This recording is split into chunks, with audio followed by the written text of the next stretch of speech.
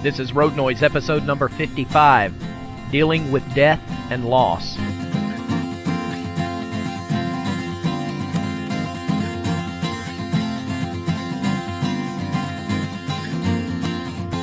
Hello and welcome again to another episode of Road Noise Life, 1 mile at a time. I'm your host, Michael Blackston. You're sitting alongside me in the passenger seat as I drive on my commutes back and forth to work all over the Southeast. I travel in really kind of a 7 to 8 hour radius of where I live in Elberton, Georgia. And today I'm on my way back from Alabama, back on the same trip that I recorded episode number 54 on the way up, and now I'm recording episode number 55 on the way back home. I found it very important to go ahead and get this episode recorded now because when I next get in the car to travel on a commute to work, I'll have my wife with me, and I doubt she's going to want to do a podcast on the way. She's going with me on my next trip just so she and I can have some time together. She is taking her vacation. Her birthday is next week as well, and she wants to spend some time with me. We haven't had a whole lot of time together. Things have just been hectic, and so I'm letting her go with me, and she's not going to want to record a podcast episode on the way. But I want you to buckle up for this one. By the way, if you hear the sound of a rumble under my voice, it's just the noise of the road, hence the reason I call it road noise. And I appreciate you joining me along on the ride. And the reason I told you I want you to buckle up for this episode is because it's going to be a heavy one.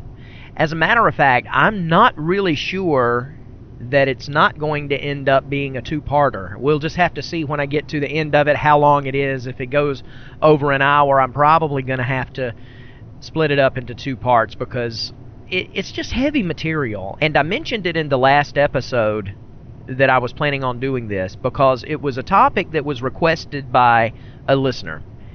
And she wanted to know my thoughts on death and loss.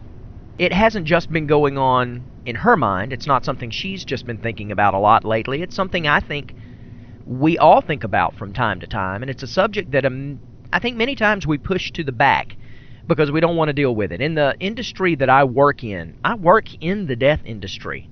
I do artwork on tombstones for a living, and I meet the families of the lost that I'm etching these tombstones for all the time. And it's raw, and it's real, and it's emotional. And so I get to deal with this subject on quite a regular basis.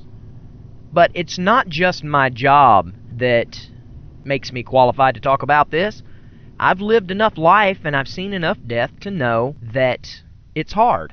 And forgive me, let me ask right off the bat that you will forgive me if I have a hard time finding the words for some of the things I'm going to say. I'm a little bit nervous about recording this episode, and the reason is because it's such a heavy topic, and it's just not something to take lightly. So many people have so many different ideas about death and loss, and how to handle the loss of a loved one. So many questions that remain unanswered to this day that have been asked throughout time, and so many belief systems that go along with the topic of life and death. So, I'm just going to start by saying this. The one thing we can all agree on, the one thing we all have in common, no matter what your belief system, no matter where you come from, no matter what your background, we all have one thing in common, and that is that we will all die one day. We don't know when, we don't know how, but we will die one day. So I think I'm going to cover this in 3 different areas, and here's kind of the subtopics of the areas I'm going to cover this. I'm going to talk about first, finding comfort in your own mortality. We're going to talk about it as we look inward at our own lives and our own deaths and mortality. And then we're going to talk about dealing with the death of a loved one. How do we personally deal with it when we lose a loved one? And then number 3, we're going to talk about helping others find comfort when they've had a loss.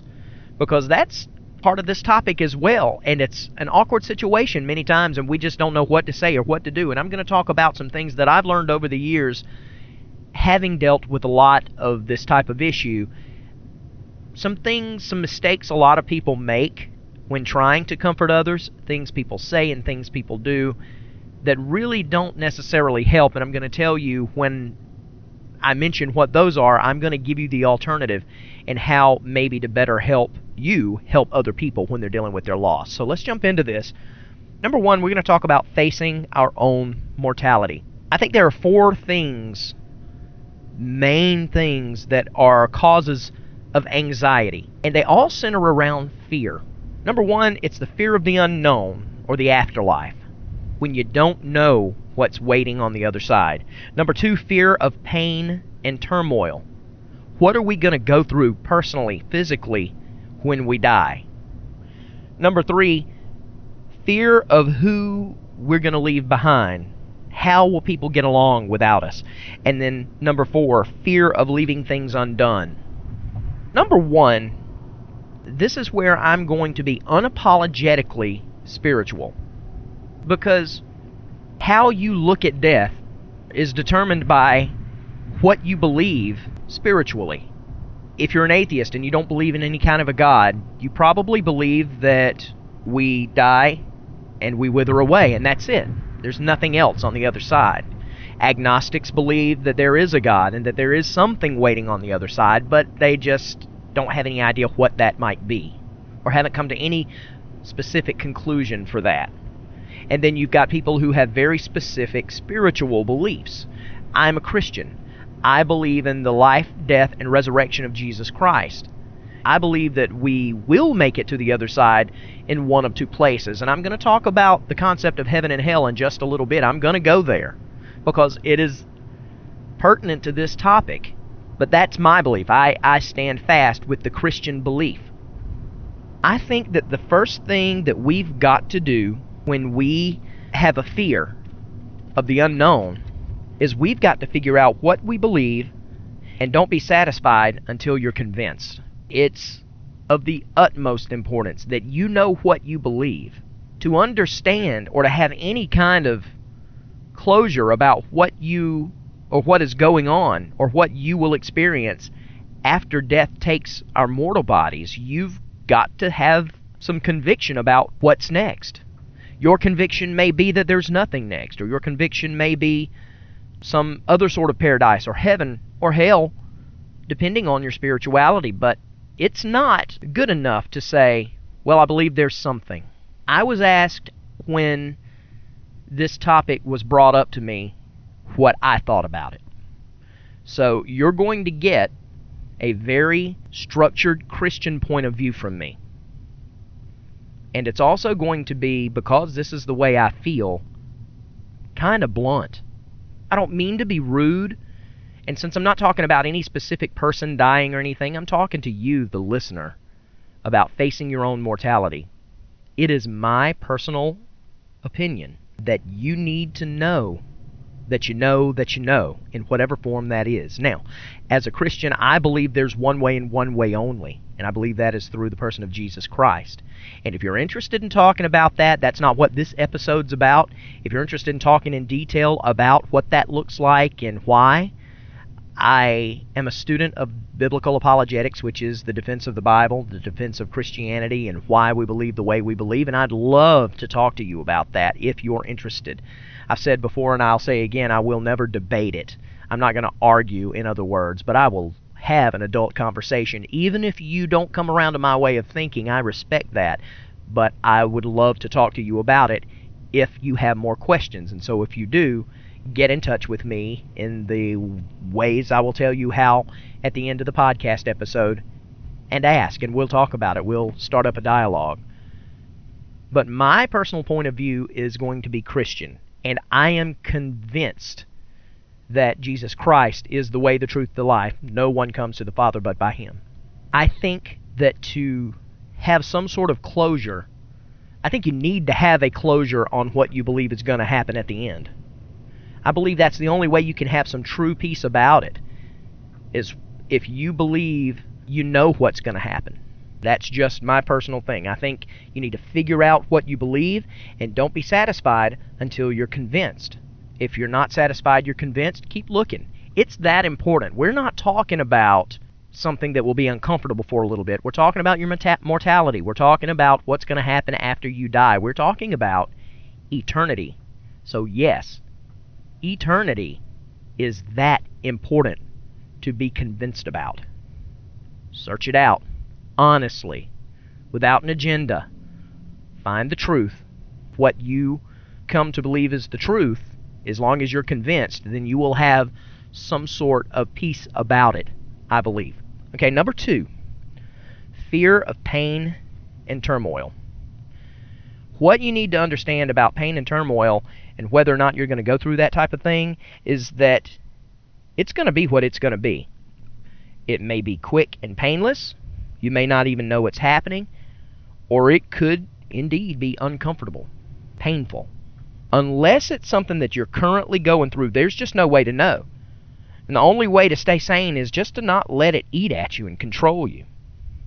You have to live life and enjoy life every day. Sure, we need to stay safe, and we need to try to make sure that the people we love are safe. But we can't live in constant fear of what might happen. That's dangerous for you. It's not healthy. Number 3, fear of who we're leaving behind. I'm a dad. I'm a husband. When I think about my death, and I feel like I know exactly where I'm going. I have closure there. I am convinced of what's going to happen to me when I finally pass on. But if my wife and my children are left behind, that still does bother me from time to time. So I need to understand that people can, always have, can and will find a way to survive. And so with that in mind, I keep telling myself I don't need to just do things for the people I love. I need to teach them so that they can carry on if I pass before them. I want to teach my son how to run a business, not just leave him a business or leave him an inheritance. I want to teach him how to do things without me, how to take care of himself. I want to teach my daughter how to find the man that is going to be the best for her, to treat her with respect and dignity and love. Because once I'm gone, there's nothing I'll be able to do. So I think if you really want to get yourself some peace about the people that you're leaving behind, think about not just doing for them, but what you can give them as far as information and education. The other things are great. If you've got money you can leave, that's always helpful and things like that. And you have your will in order and all that. That's important. But leaving a legacy of planning and a legacy of teaching and learning, that is far more valuable than money. And it will give you some peace if you know that you are actively trying to get that done. And then, number 4, fear of leaving things undone.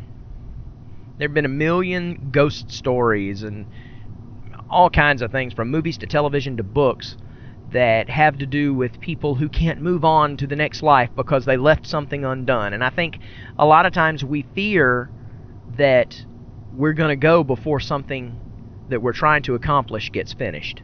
Now, unfortunately, my thought on that is that's life. I want to enjoy life while I'm here.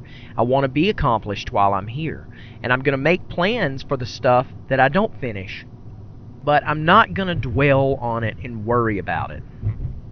Because there's nothing you can do. You don't know when it's going to happen. You don't know what your day and your time is.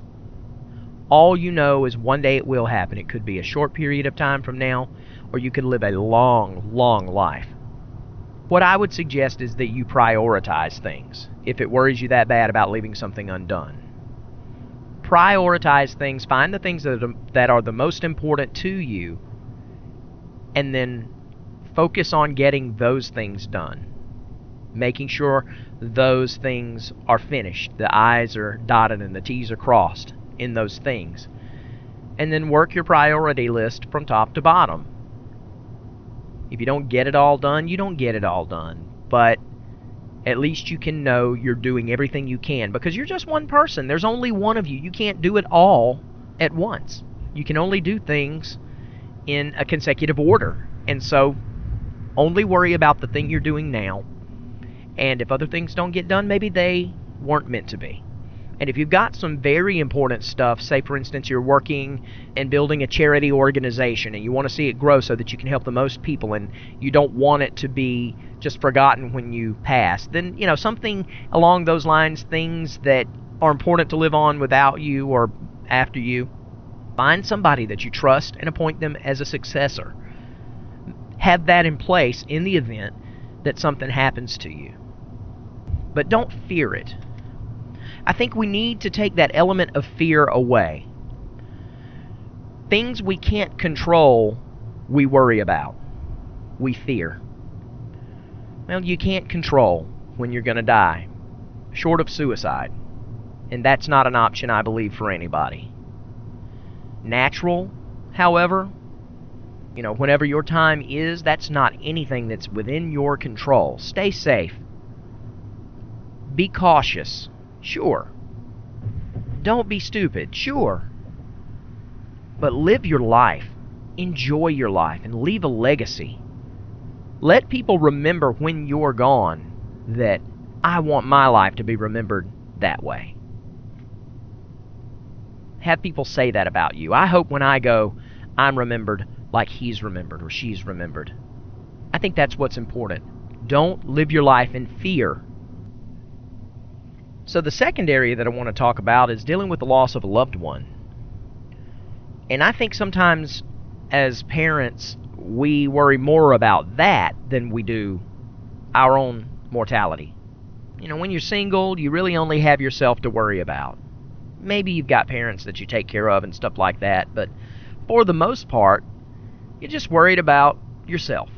But then you become a parent, and you worry about your children at every second of the day. I know about this. I've got a 12-and-a-half-year-old and a 3-and-a-half-year-old, and I love them with everything I am. And thoughts go through my mind about what could happen here and what might happen there. And in the industry that I do, working with people who have lost loved ones, I work with a lot of people who have lost children, and those are the hardest ones. To watch mothers and fathers trying to deal and cope with this situation, and then putting myself in their place, because that's where my mind goes. I remember one time etching a stone of a young boy about the same age as my son who had passed because he died in an accident on a four-wheeler. And I was doing a profile portrait of the young man smelling a flower.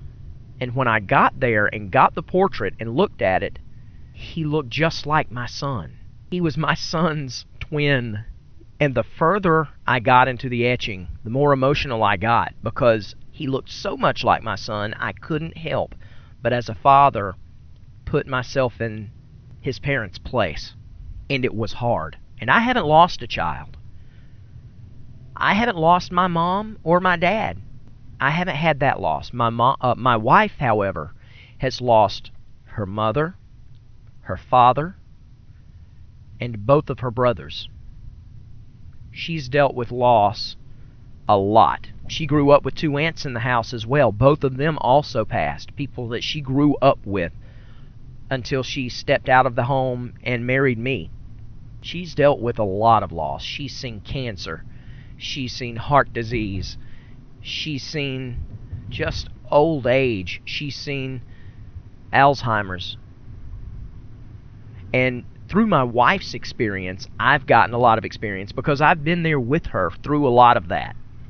Dealing with the loss of someone else, someone you love, can leave you, well, it can leave you with a whole lot of different emotions. But for me, I've seen it leave people flat. Like they knew it was coming, they knew it was part of life, but what do I do now? Where do I go from here? How do I continue without this person in my life? I think when we deal with the loss of a loved one, we need to recognize these things. First, we need to recognize that death is a part of life. Don't be surprised by it when it happens. I'm not saying don't be looking for the people you love to die around every corner. I'm just saying when it happens, it is part of life. During the times that you are living your life and spending time with your loved ones, especially the older people in your family, your mother, your father, your grandmother, your grandfather. I have a grandmother who is 89 years old. She's still with us and still sharp as a tack, but her health is getting worse as she gets older. She's almost 90 years old. Age has taken a toll on her, and there will be a day where she'll pass on. I want to spend the time that I have left with her and make as many memories of her as I can, to cherish the moments, to savor those times. I think that's one of the most important things we can do with all of the people around us, whether it's our children or our parents or our grandparents or our friends. The moments we're with them are to be cherished and savored and stored away in the back of our minds, so that when the day comes that we have to deal with their loss, we have those memories and they're strong. We're able to always connect with them through those memories, those happy times. Remember that crying is just fine. It's okay to cry. It's okay to be sad when someone that you love is lost. We try to put on a strong front a lot of times, especially when other people are around, and show how strong we are, because we don't want them to worry about us. I say don't worry about that. Deal with the loss of a loved one with tears. Cry it out. Usually you feel a lot better once the crying has been done, however long that takes. And then remember that grief is a season. It has a season. You're expected to grieve. You don't have to just pull up your bootstraps and keep going. You can grieve for a time. It goes right along with crying is just fine. Just allow yourself that. And don't beat yourself up when you take those moments to grieve and be sad. Ask yourself what they would tell you. For me, I know that when my grandmother passes, she's going to heaven. I believe she will be in the arms of Jesus. That is a big comfort to me. And she would tell me, I know she would tell me, don't cry for me. Well, I'm going to cry for Grandma when she does pass. But she would want me to grieve for the season. She would be fine with that, but she would not want it to debilitate me. She would not want my life to stop just because she's gone. Same thing with my mother, my stepdad, my father. They would say, Michael, keep going. And I would want to honor their wishes. So if you're worried that at the loss of a loved one, it is going to knock you on the mat and you're not going to be able to get back up, ask yourself what would they want you to do, and honor what they would want you to do. Honor them through doing things and handling things the way they would want you to. And then realize that time does heal. It's going to seem like it at first that your life is over when theirs is. It's going to seem like there's no hope. Why bother? Maybe. I handle death differently than a lot of people do. So does my wife. But for most people, it can feel that way. So I really guess I shouldn't say that it is gonna feel that way, because everybody does things differently and feels things differently. But it can feel that way for some people. The grief can be overbearing, and they can wallow in it for a long, long time, and they may feel like it will never go away. But the truth is, time does heal, and you will be able to get over it. Maybe not completely. The death of a child, especially, you're never going to forget that. You're not going to get over it, as in it doesn't bother you anymore. But you will be able to move on and live your life. Time has a great way of numbing things. And that's why those memories that you savor and cherish, that's why it's so important to have those, so that time doesn't numb it too much. It numbs just enough to heal, but you always have those memories to go back to stay connected with that person that you lost, that you loved so dearly. Right now I want to talk about what I mentioned earlier, and it's the issue of heaven and hell. will I ever see them again? This is difficult. A dear friend of mine who listens to this show, Zach, you've heard me talk about him before, instant messaged me the other day, and he was giving me some uplifting words, telling me he really thought I had found my stride in episode 53, where I was talking about how do you deal with people who have disappointed you, and I talked about praying for them and stuff, and he mentioned that I tend to kind of apologize sometime for my Christian beliefs. Not that I'm denying them, but that I mention a lot of times in this podcast that this is a life journal podcast, not a Christian podcast, but I'm going to go ahead and mention my Christian viewpoint on this. And I'll kind of blanket cover it with that at first. And the reason I do that, and he understood this, is just because I don't want anyone to come at this podcast and think that they're not welcome to it. I want people to understand that everything I come at them is with love. It's from a Christian point of view, and it's with love.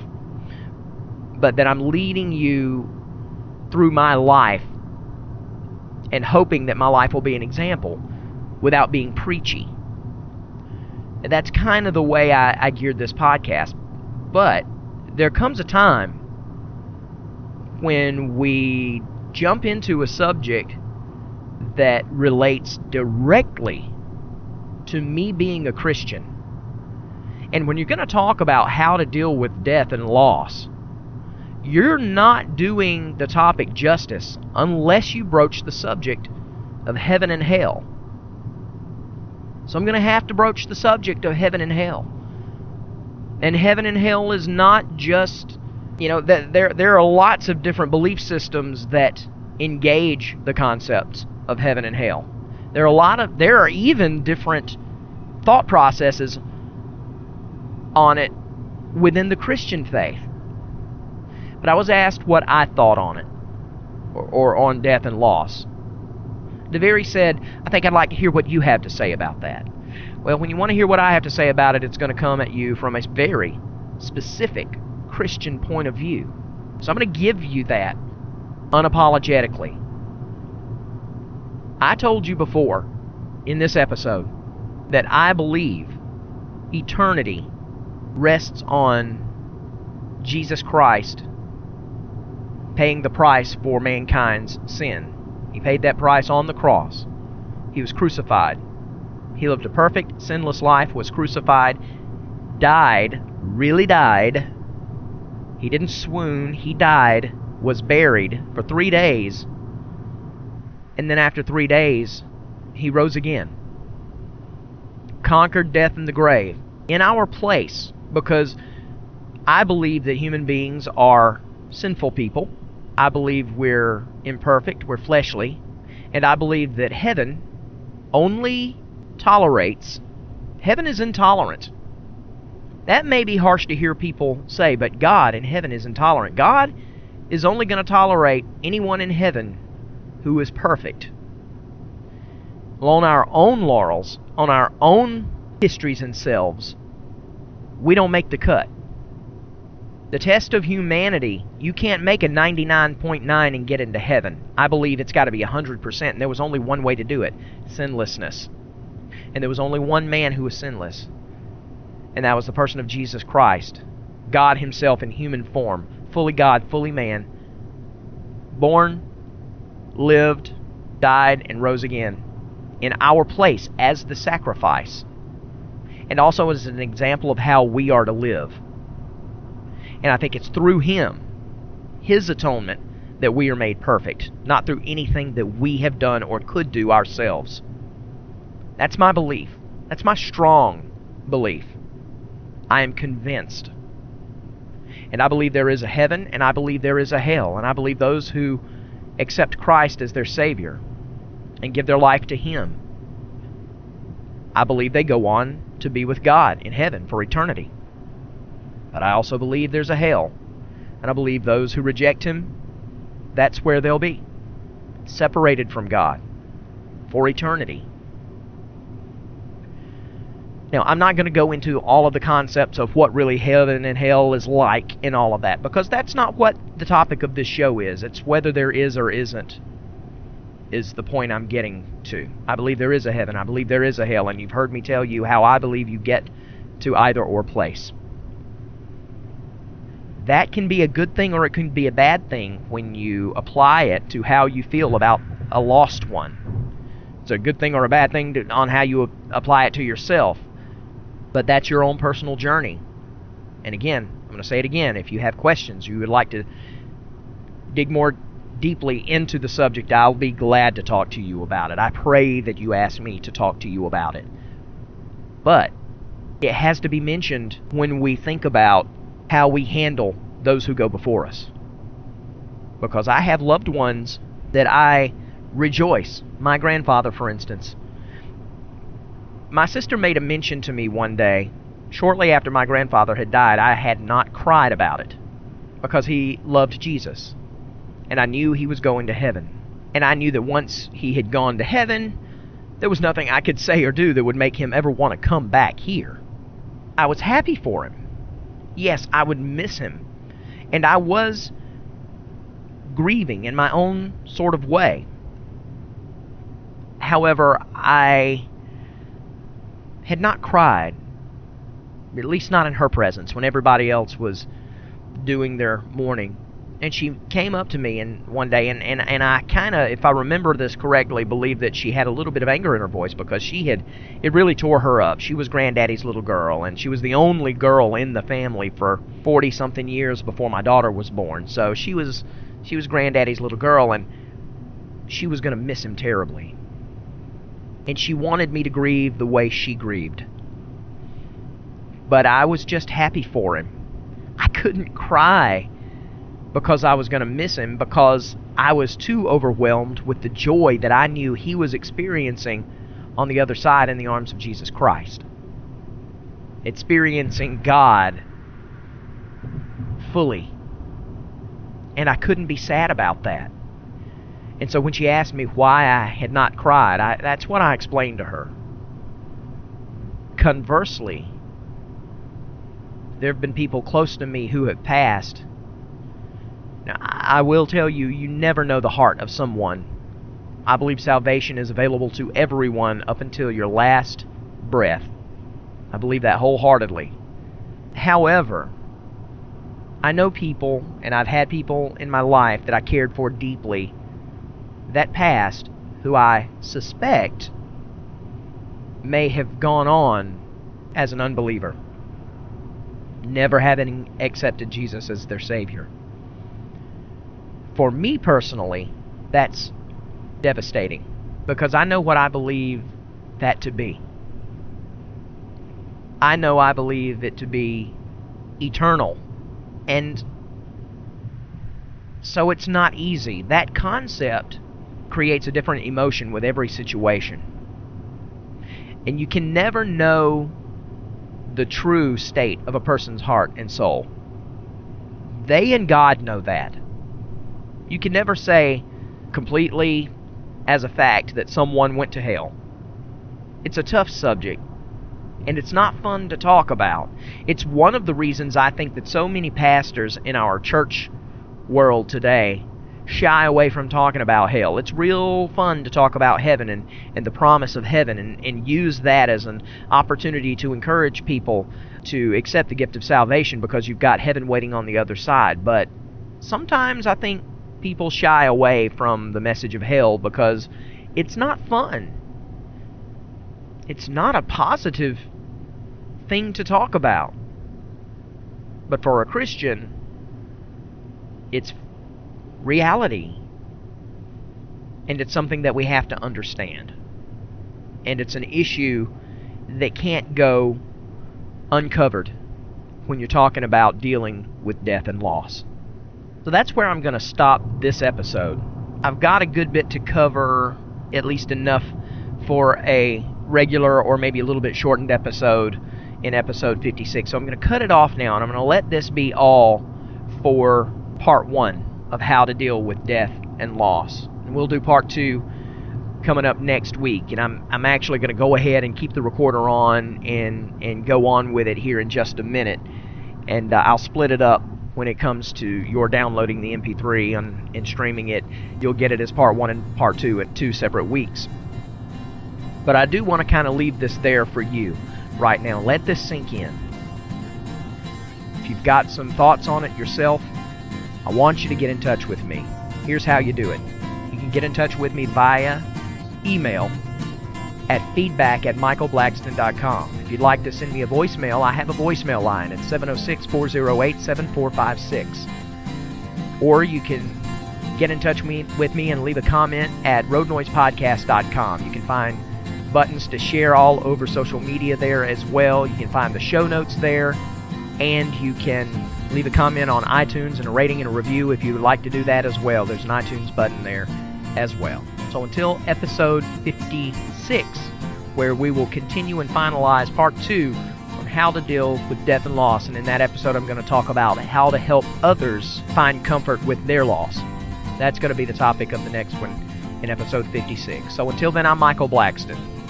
Thank you so much for sitting alongside with me and having this really deep, serious conversation as we learn to live life 1 mile at a time.